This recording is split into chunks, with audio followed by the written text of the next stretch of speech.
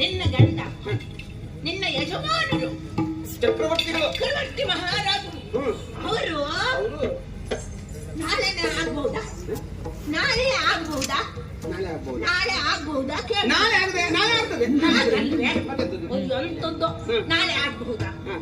ಈ ಗುರುಗಳಿದ್ದಲ್ಲ ಅನಿಷ್ಟ ಅವರು ಹೇಳಿದ್ರು ಗೊತ್ತಾ?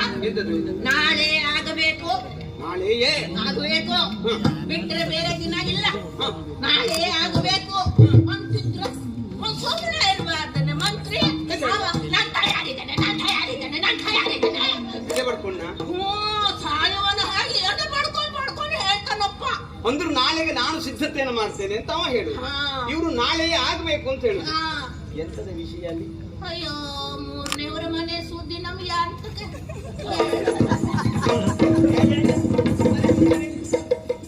ಇಷ್ಟೊತ್ತಿನವರೆಗೆ ವಿಷಯ ಹೇಳಿ ನೀನು ಈಗ ಮೂರನೇ ಸುದ್ದಿ ನಮಗೆ ಯಾಕೆ? ನೀ ಹೇಳಿದ್ದು ನಮ್ಮನೆ ಸುದ್ದಿನೇ ಅಲ್ವೇನೆ?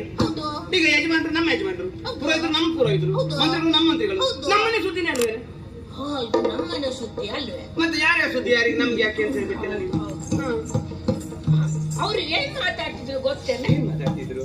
ಮತ್ತೆ ಕೌಸಲ್ಯ ಇಲ್ವೇನೆ? ಕೌಸಲ್ಯ ನಮ್ಮಕ್ಕ, ನಿಮ್ಮ ಅಕ್ಕ.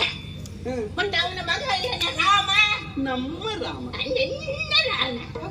ಆ ಕೌಸಲ್ಯನ ಮಗ ರಾಮನಿಗೆ ದಶರಥ ಮಹಾರಾಜ ಅಯೋಧ್ಯೆಯ ಪಟ್ಟ ಕಟ್ಟಾನಂತೆ, ಸರಿಯಾಗಿ ನಾಳೆಗೆ ರಾಮನಿಗೆ ಅಯೋಧ್ಯೆಯ ಪಟ್ಟ ಕಟ್ಟದ ಸರಿಯಾಗಿ ಮಂಥರೇ